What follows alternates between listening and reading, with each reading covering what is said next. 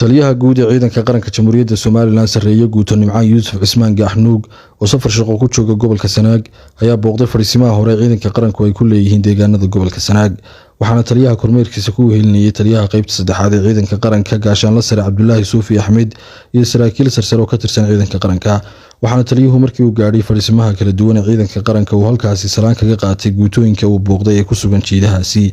waxaana halkaasi ku soo dhaweeyay taliyaha qaybta saddexaad ee ciidanka taliyayaasha guutooyinka halkaasi ku sugan kuwaas oo dhammaantoodba uga warramay xaaladda guud ee ciidamada waxaana intaas kadib halkaasi hadallo dardaaran iyo mahadcelin ka soo jeediyay taliyaha guud ee ciidanka qaranka Soomaaliland sareeyo guuto Nimcaan Yuusuf Cismaan Gaxnuug oo ciidamada qaranka ku ammaanay dadaalada nafurnimada ay har iyo habeenba heeganka ugu jiraan waxaana taliyuhu sidoo kale sheegay in ciidanka guud ahaanba ay heegan ku jiraan isla markaana xuduudaha dalku ay xidhan yihiin waxaana taliyuhu gabagabadii halkaasi kulamo kula qaatay taliyayaasha kala duwan ee guutooyinka jiidahaasi ku sugan intaas kadibna waxa taliyuhu u soo boqolay dhinaca magaalada Cerigabo